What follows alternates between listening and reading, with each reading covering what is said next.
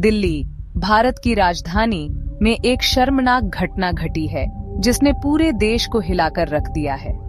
25 मार्च 25 को एक युवा महिला पत्रकार अनुश्री, जो सम्मानित हिंदुस्तान टाइम्स के लिए काम करती हैं, के साथ एक पुलिस वाले ने कथित तौर पर बदसलूकी की। यह घटना कथित तौर पर दिल्ली पुलिस मुख्यालय के बाहर हुई, एक ऐसी जगह जो सुरक्षा का प्रतीक होनी चाहिए थी। इस घटना ने कानून प्रवर्तन में विश्वास की नींव हिला दी है और हमारे देश में महिलाओं, खासकर मीडिया में काम करने वाली महिलाओं की सुरक्षा के बारे में गंभीर चिंताएं पैदा कर दी हैं। अनुश्री, जो अपनी बेबाक और पैनी रिपोर्टिंग के लिए जानी जाती हैं, एक स्टोरी कवर करने जा रही थी जब यह कथित हमला हुआ। रिपोर्ट्स के मुताबिक जिस पुलिस वाले पर आरोप है, उसने उनकी मर्जी के बिना उनको छुआ। इससे भी ज्यादा भयावह है आरोपी द्वारा दिया गया कथित स्पष्टीकरण। उसने कथित तौर पर दावा किया कि उसने उन्हें एक स्कूली लड़की समझ लिया था। यह बहाना कितना भी कमजोर और अपमानजनक क्यों न लगे, हमारे समाज में व्याप्त गहरी जड़ें जमाए हुए महिला विरोधी मानसिकता का प्रतिबिंब है। यह घटना भारत में महिलाओं की भेद्यता की एक कठोर याद दिलाती है।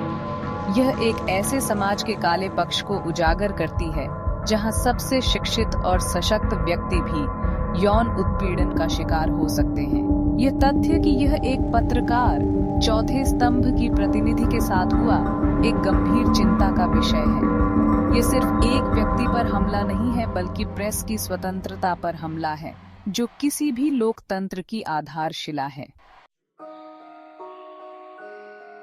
मीडिया बिरादरी अपने ही एक सदस्य के खिलाफ इस जबरदस्त आक्रामकता से आक्रोशित होकर विरोध में एकजुट हो गई है।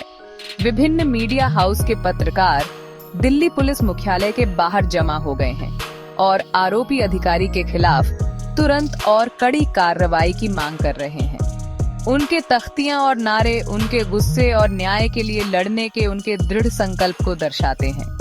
इस घटना ने कई लोगों को झकझोर कर रख दिया है और विरोध प्रदर्शनों को देश भर से समर्थन मिला है।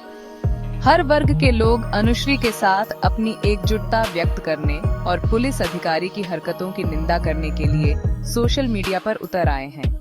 जस्टिस फॉर अनुश्री हैशटैग देश भर में ट्रेंड कर रहा है, जो सामूहिक आक्रोश और जवाबदेही की मांग को दर्शाता है। मीडिया, जिसे अक्सर समाज का पहरेदार कहा जाता है, ने अपने तेवर दिखा दिए हैं। न्यूज चैनल बहस और चर्चा चला रहे हैं, इस मुद्दे पर पूरी तरह से ध्यान केंद्रित किए हुए हैं। मीडिया और जनता के दबाव ने अधिकारियों को मामले का संज्ञान लेने के लिए मजबूर कर दिया है। एक जांच शुरू कर दी गई है और आरोपी पुलिस अधिकारी को जांच लंबित रहने तक निलंबित कर दिया गया है। हालांकि कई लोगों के लिए यह सिर्फ पहला कदम है। वे उसकी गिरफ्तारी और निष्पक्ष सुनवाई से कम कुछ नहीं मांग रहे हैं। इस घटना ने इलाहाबाद उच्च न्यायालय के एक विवादास्पद फैसले को भी सामने ला दिया है। न्यायमूर्ति राम मनोहर नारायण मिश्रा ने एक फैसले में, जिसकी व्यापक आलोचना हुई, कहा था कि किसी लड़की के स्तनों को टटोलना, उसका नादा, धागा खोलना और उसे पुल के नीचे ले जाना बलात्कार के प्रयास का गठन नहीं करता है। कई लोगों का तर्क है कि इस फैसले ने एक खतरनाक मिसाल कायम की है और विचाराधीन पुलिस अधिकारी जैसे अपराधियों को बढ़ावा दिया है। इस फैसले की कानूनी विशेषज्ञों और महिला अधिकार कार्यकर्ताओं ने समान रूप से आलोचना की है।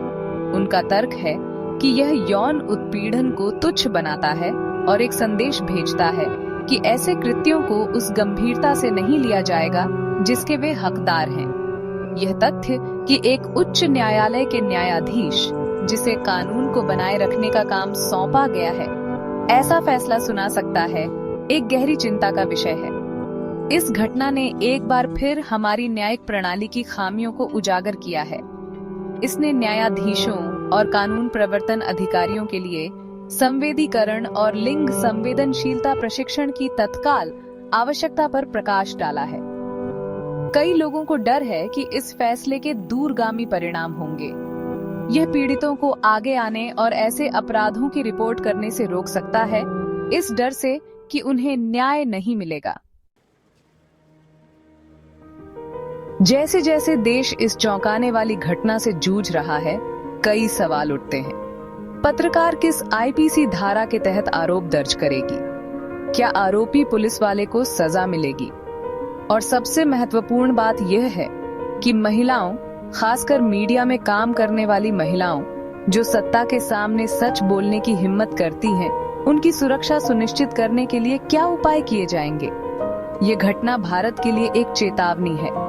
यह एक याद दिलाता है कि हम एक ऐसे समाज में रहते हैं जहां महिलाएं अभी भी सुरक्षित नहीं हैं, जहां उन्हें अभी भी यौन संतोष की वस्तु के रूप में देखा जाता है। ये एक याद दिलाता है कि हमें मानसिकता बदलने, एक ऐसा समाज बनाने के लिए और बहुत कुछ करने की जरूरत है जहां महिलाओं के साथ सम्मान और गरिमा का व्यवहार किया जाए।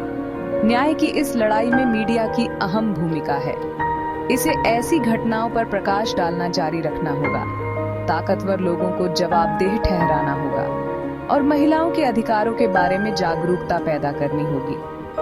अनुश्री की लड़ाई भारत की सभी महिलाओं की लड़ाई है। यह एक सुरक्षित, अधिक न्यायपूर्ण और न्याय संगत समाज के लिए लड़ाई है।